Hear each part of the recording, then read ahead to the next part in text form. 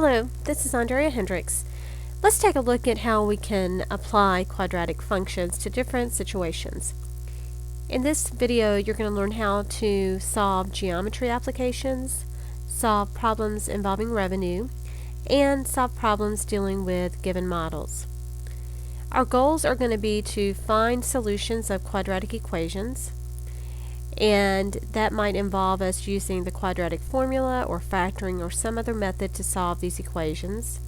Then we might also have to find a maximum or minimum value, and remember that the vertex is where the maximum or minimum occurs. So in that case you could use that formula negative b over 2a or completing the square, which I really don't recommend in this situation. The best way to go through these problems is just to work examples for you. I wish I could say there's a one-size-fits-all, but there's really not. So what I need to teach you, or show you really by example, is how I'm getting the information from the problem to create the quadratic model and then solving it for the things that I need. So let's start with the geometry application where you're dealing with the volume of a box. And so this problem says that we have a piece of cardboard that's twice as long as it is wide. It is to be made into a box with an open top by cutting 2-inch squares from each corner and folding up the sides. Let x represent the width of the original piece of cardboard. So right now we have this cardboard,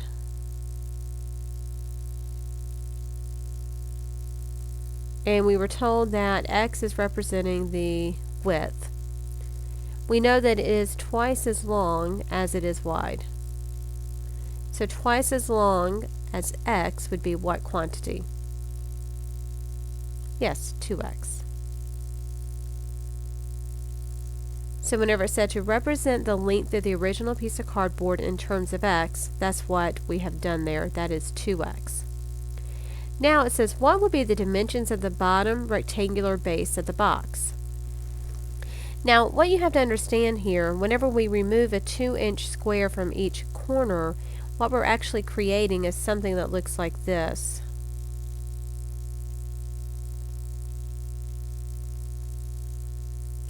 Preferably drawn straight. Okay. But we've taken off 2 inches out of each corner. Now when we did that, we shortened the length and width some, right? We shortened it by 2 inches on this side and 2 inches on this side. So all total we removed 4 inches from the width. So the new length or the new width of that box is actually x minus 4. What about the length of the box? Well, the same thing happened, right? We had we had 2 inches here and 2 inches here, which is a total of 4 inches. So that is 2x minus 4. So when it says what will be the dimensions of the bottom rectangular base of the box, it is x minus 4 and 2x minus 4. Then it says give the restrictions on x. Well, that means that you just have to make sure that you have a box. In other words, that x minus 4 can't be 0, nor can it be negative, so it has to be greater than 0, which means that x has to be greater than 4. Also, 2x minus 4 has to be greater than 0, so 2x has to be greater than 4, or x has to be greater than 2 for that side to make sense.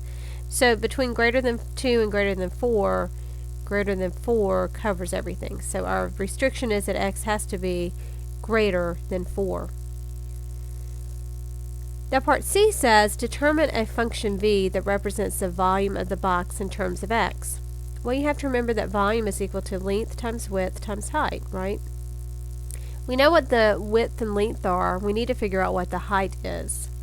Well, the height results from whenever you fold this up, right? If I fold it along this dotted line here and fold it up, that piece right there is what's standing up. And that is how long?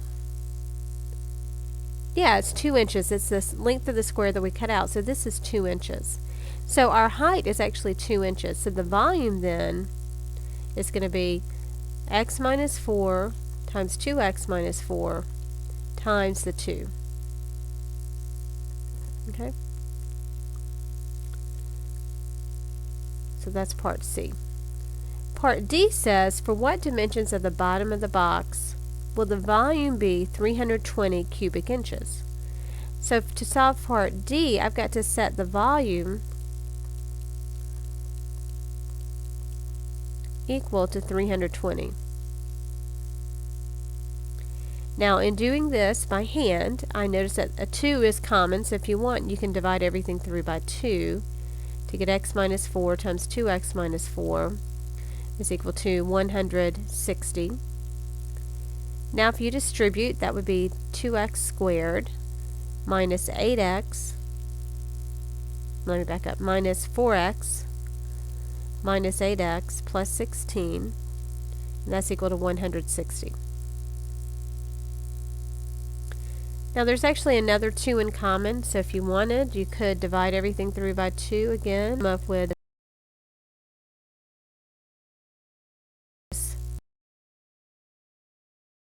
2x minus 4x plus 8 equals 80. So when we get that in the standard form and set equal to 0, we would actually have x squared minus 6x minus 72 equals 0. Right, I had to combine negative 2x minus 4x, and then I had to subtract 80 from both sides. Now, this factors. You could do quadratic formula if you wanted to, but it does actually factor. Right, the factors of 72, whose difference is 6, would be 12 and 6. Okay. So what would we have there? A negative on the 12, right, and a plus on the 6. So we get that x is equal to 12 or x is equal to negative 6. But we know what are our restrictions, that x has to be greater than 4 for this to make sense, so the negative 6 value doesn't work. So 12 is the value of x. We haven't really answered the question. It said, for what dimensions of the bottom of the box will the volume be 320? So we've got to actually find the dimensions of x minus 4 and 2x minus 4. So if we plug in the 12 in place of x, 12 minus 4, so the width would be 12 minus 4, which is 8. And the length of the box would be 2 times 12 minus 4, which is going to be 24 minus 4, which is 20. So this is the box dimensions. We already know the height, right? It is 2. All of these are inches.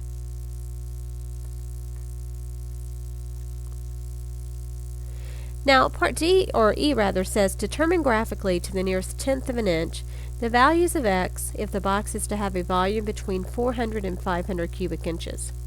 Well, I've actually gone ahead and done some calculator screenshots so you can see this. To do it graphically, I would need to find the point of intersection. So what I did in Y1 is I entered that volume formula. It doesn't really matter that it's simplified or multiplied out. I can just enter it the way it is, length times width times height. I'm entering 400 and 500, so this is my 500 and 400. So what I want to find is for what values of x is the volume between 400 and 500. So I need to find this intersection and this intersection point to see what those x values are. So whenever I graphed, I did second trace 5 to do the intersect, and I did first of all y1 and y2, and gave me the point of intersection 13.049, so that x value is 13.0. My other value, I had to intersect y1 with y3. Now whenever you're trying to choose the other curve, you know how when you have to answer first curve, second curve and second curve default to what you've entered in the first two places. But to get it to go to the third curve, you've got to use your up arrow key. The up arrow key will scroll through all of the entries in the y equals screen. So to do the up arrow and then try to find the y3 and then press enter. And then your intersection for that is 14.2. So those would be your values of x that you would need. Did we answer that? So determine graphically the values of x. So our values of x would actually be anything between 13 and 14.2.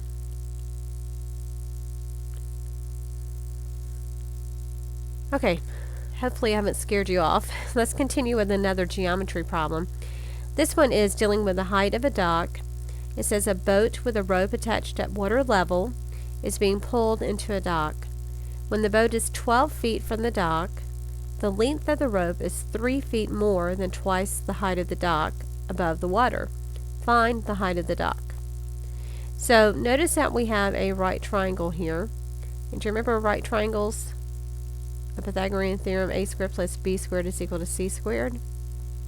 So we're just going to put in a and b are your legs, so it doesn't really matter. These can be interchanged, but they have to be one of them a, one of them b. Now the side that's opposite the right angle, which is a hypotenuse, has to be the value of c. So what we would have here is h squared plus 12 squared is equal to 2h plus 3 squared. So we just need to multiply this out to get h squared plus 144. If we FOIL this or distribute the square, we don't distribute the square through 2h and 3. What we're doing is really distributing the 2h plus 3 times itself. But in any case, you will get a 4h squared plus 12h plus 9. So this is quadratic because of the square. So we need to get one side to 0. So if you want to subtract an h squared and subtract 144 from both sides, we would get the new equation 0 is equal to 3h squared plus 12h. And what is this? 144 minus 9. It's going to be minus 135. Right? So you might want to reduce that down before you try to factor, though if you don't notice that 3 is common, you could certainly use the quadratic formula and get the results that you need. But do you notice 3 goes into every number? I know 3 goes into 135 because if I add 1, 3, and 5, I get 9. 3 goes into 9, so therefore 3 goes into 135. So if we divide everything through by 3, our new equation is 0 is equal to, what, 3h squared divided by 3 is h squared. 12h divided by 3 is 4h. And 3 into 135, what is that, 45? So now we factor. Are there factors of 45 whose difference is 4? Yeah, that is 9 and 5. We know we have different signs, with the larger one being positive. So this tells us that either h is negative 9 or h is 5. But since h deals with the height, we can't have negative 9 as our answer. So the height has to be 5 feet. So the dock is 5 feet high. Okay.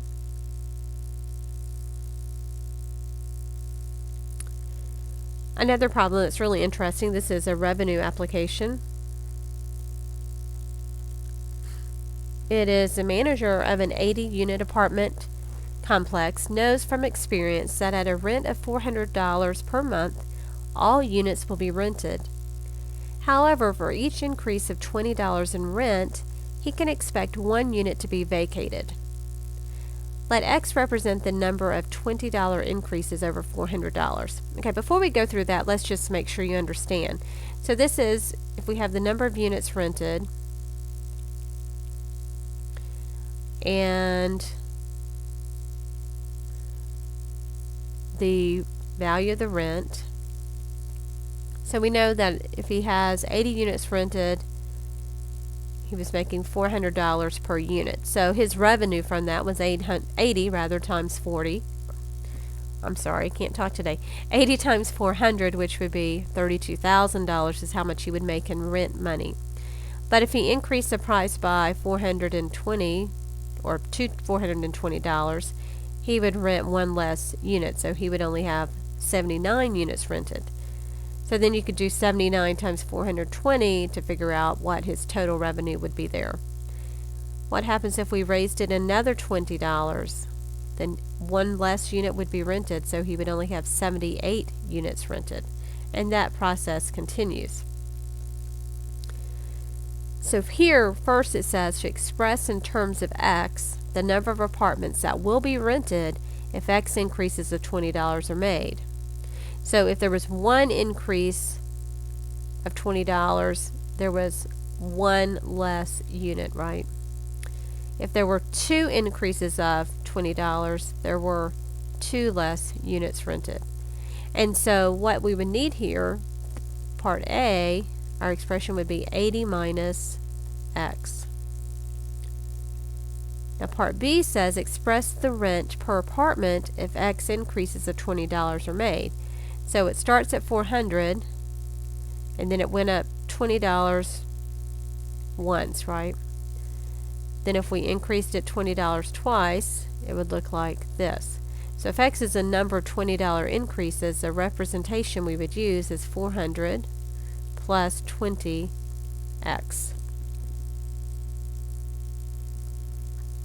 So far so good?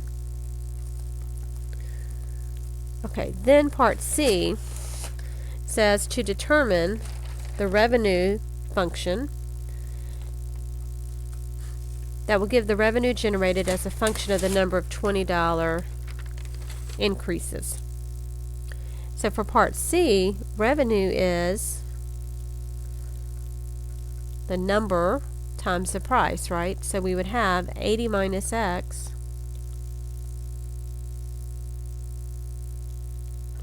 times 400 plus 20X. Now you can multiply that out if you want to get it in a nicer form, or standard form rather. So that would be what? 32,000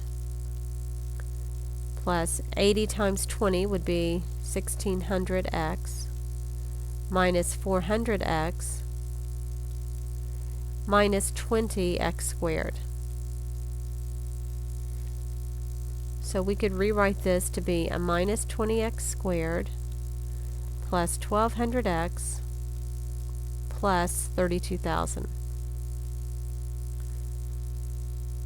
Then part D says for what number of increases will the revenue be 37,500? So what we would need to do for part D is set the revenue equal to 37,500.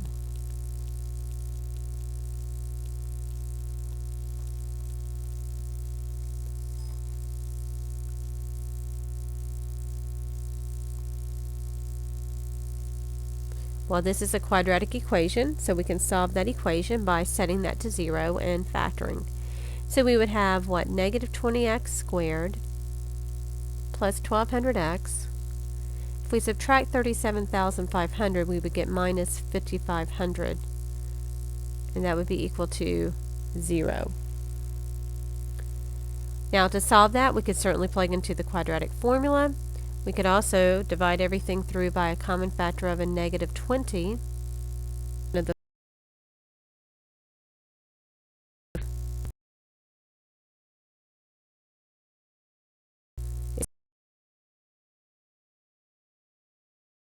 equal to 0. Oh, I said that wrong. That should be plus 275.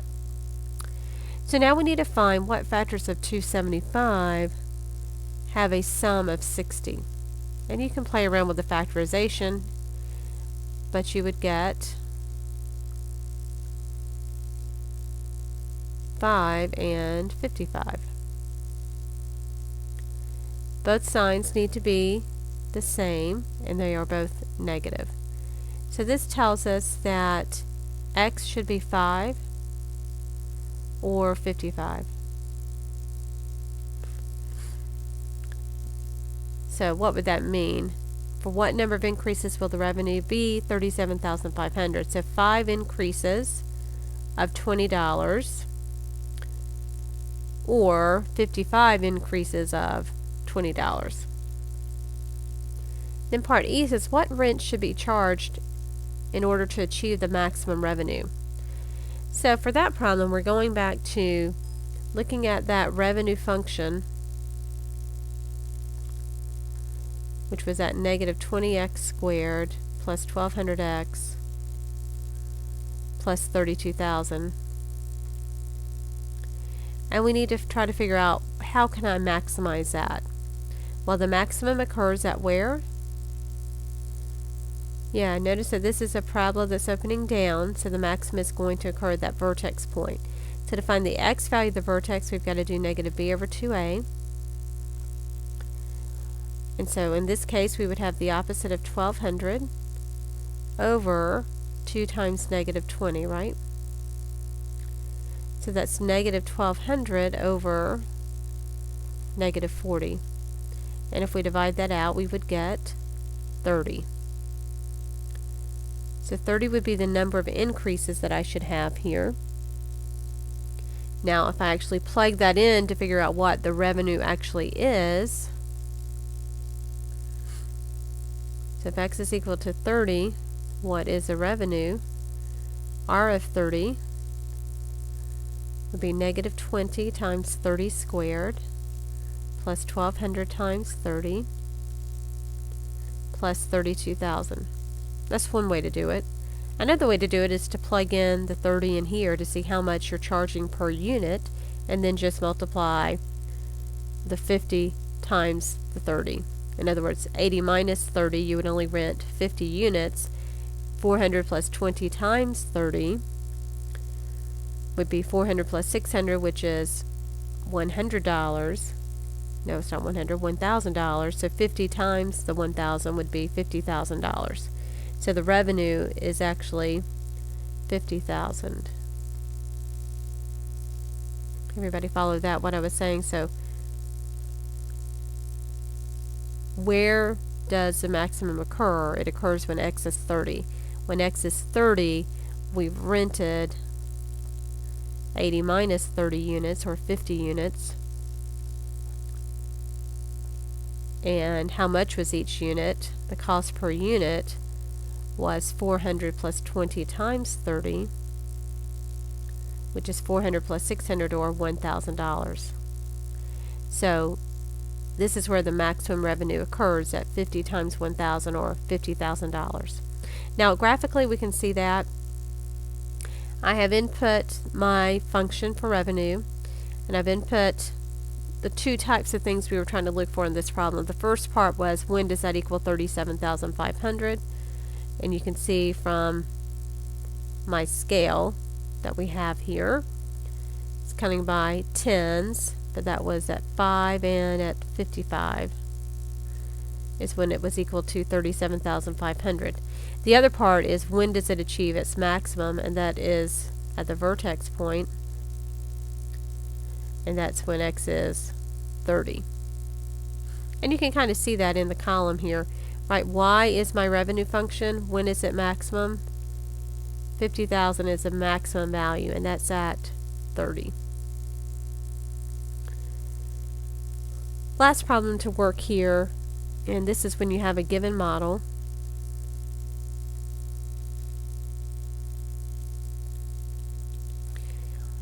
It's about fatality rate.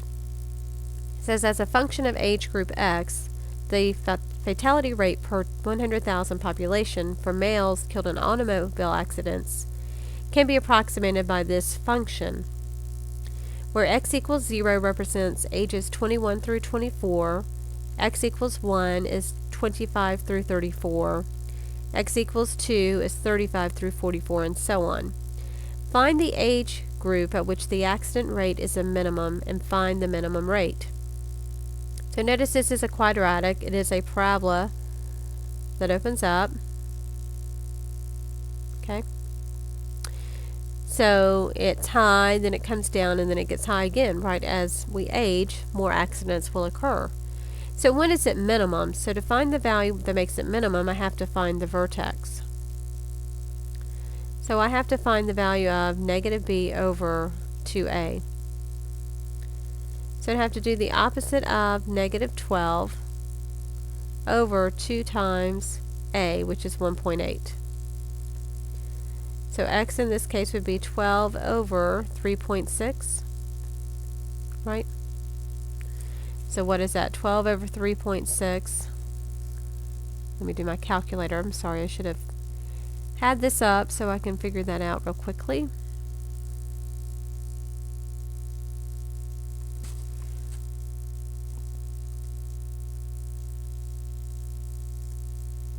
Okay, so 3.33333, 3 1/3. So we're going to say the value of x is approximately 3. So what would that be? The age group of 3 is the one that's represented by 45 to 54. Okay, so that is the age group where there's a minimum number of accidents in males. Okay, so if you have any questions over this, please contact me. Thanks.